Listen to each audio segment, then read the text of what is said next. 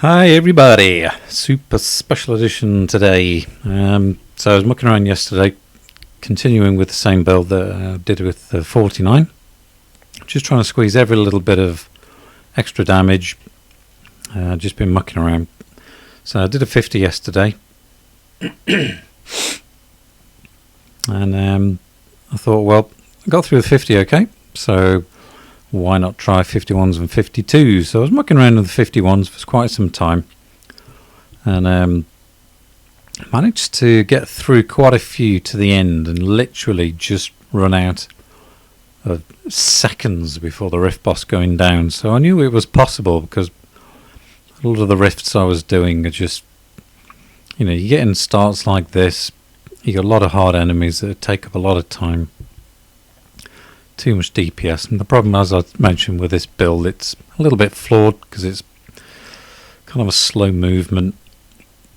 You can't really get around too quick, so if you were using teleport, you could just get around, find the mobs and take down the mobs a little bit quicker. This is definitely more of a build where you've got to rely on getting a decent rift with a lot of enemies in small places, so you've got to kind of grind your way through.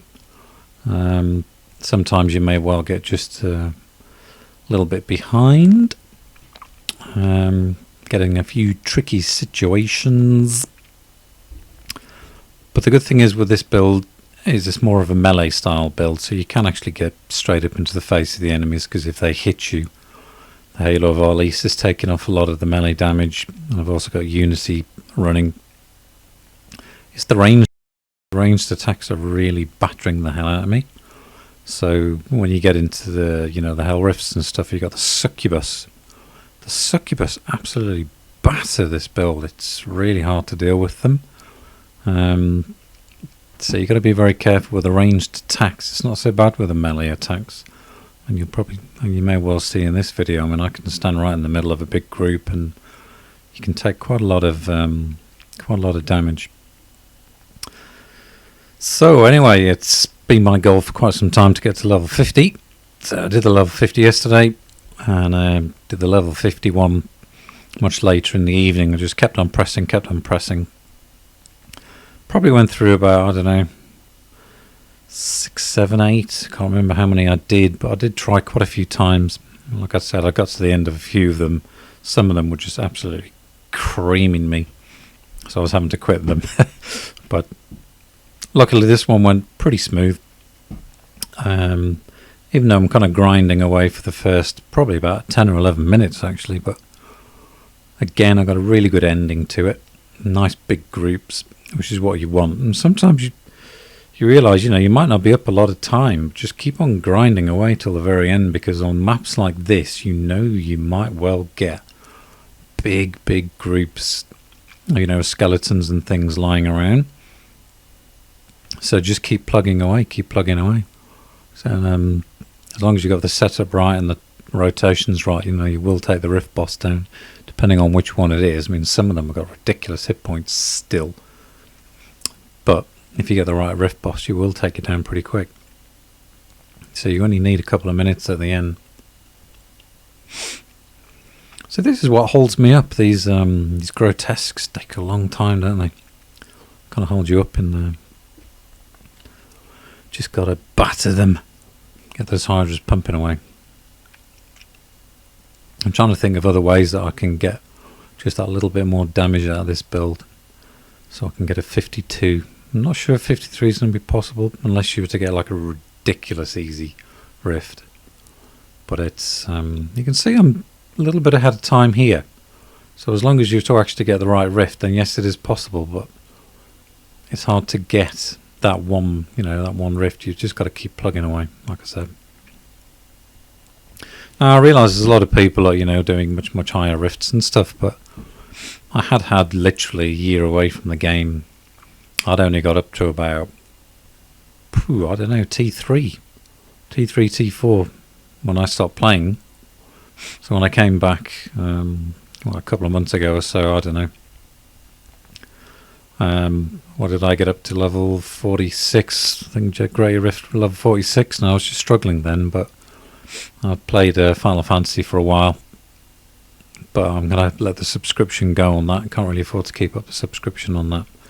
Probably get into Elder Scrolls now.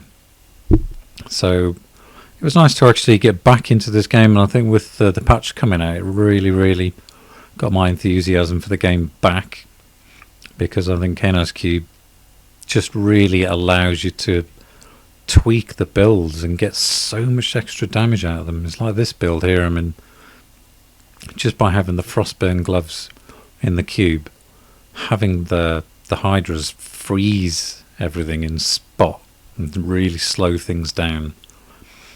There's such a massive benefit, it really is. But having the furnace in there for the extra damage against the, the bosses, the elites, that really does help as well.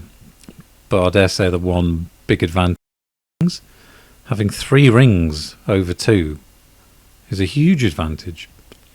I mean, having the Halo of Arlise, I mean, you could play around with the rings, but I mean, this one I'm using the Halo of Arlise. Could go back to Force Armor.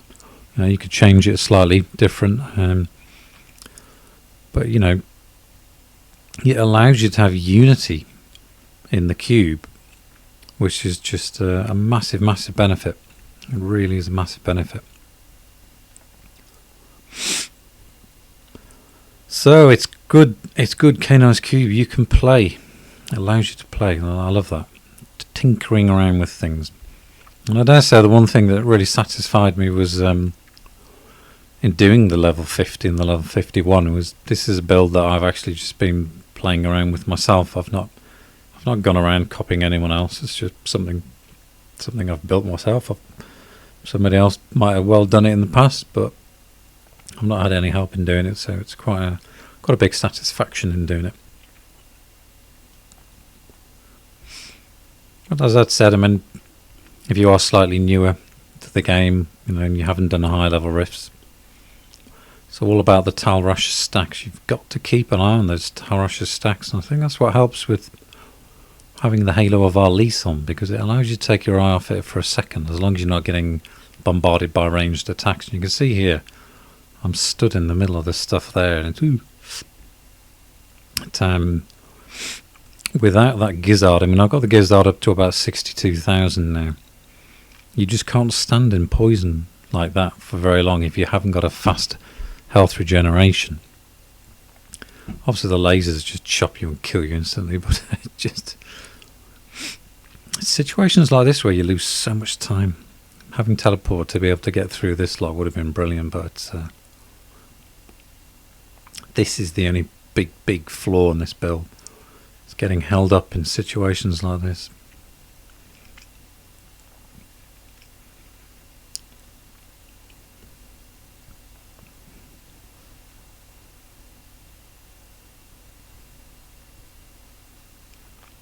Got to keep an eye on those archers. Any of the ranged attacks are pretty heavy at this level. Just like the way it freezes them in midair.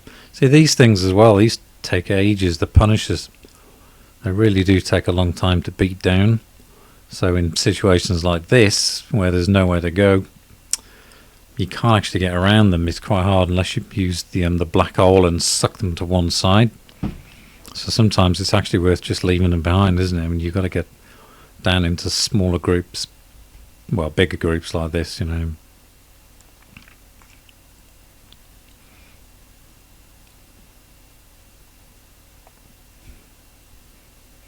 But you'll see the amount of crits coming up as well. I mean, this is one great thing about this build, is because I've got the critical chance really built high now.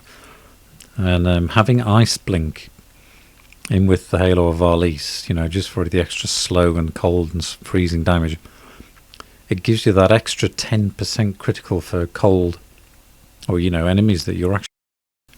It gives you another 10% chance, and the amount of criticals you get is very important, I think, because the Hydras, when they're critting like this, you can see them, all the yellow numbers coming out. I mean, they really they grind things down so quick.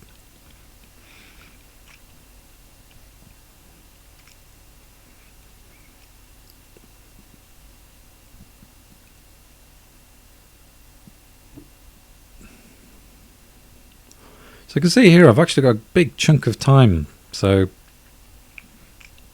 at this point I was thinking, this is going really, really good. I actually get a little bit more luck just in a minute as well. It does even get even better, but it's rifts like this that you've really got to be looking for, because everything's fairly kind of floor based, and nothing's jumping around on you like the Lacunis and the assassins, and all the anarchs and things that fly around in air. These are really good rifts to try and find if you can get these. And you get everything on the floor. Just allows you to get those hydras out, use the black hole, group them up, and just smash groups big and quick like that. And this is where it gets quite lucky, because there's another you got imps, and there's another elite appears there just as I get a conduit, which I dare say already, I've already beaten this rift because it's right near the end. You can see how much time I've got. It's just a little bit of a bonus there to get right to the end, to get that extra elite and crack him out really quick, and then walk into that big group there and just smash them all to bits with the electricity. It's quite funny, but it's kind of a bonus in the win. Now this is one of the Rift Guardians that I used to absolutely hate. All that flipping acid piling around everywhere, but it's really good having the two Hydras, freezing them, just grinding them down. Allows you to get away from it. Keep those stacks up, keep an eye on the stacks, make sure you build them up. And then allows you just to run away and let the Hydras do a lot of damage for you. That's if you get the stacks built up correctly. But once you've got them built up to 4, the Hydras will pump out those hundreds of millions of damage. So.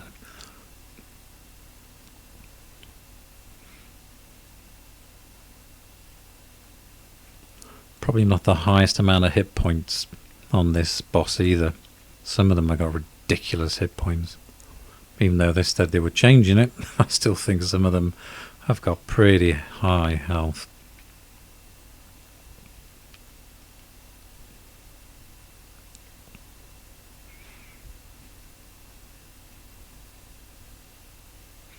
There you go. Still a bit of time left, so there's definitely room for moving up to a 52, possibly a 53 if it was right and everything went well.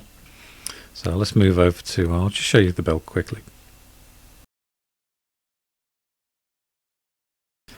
So I've got intelligence and movement speeds on 15.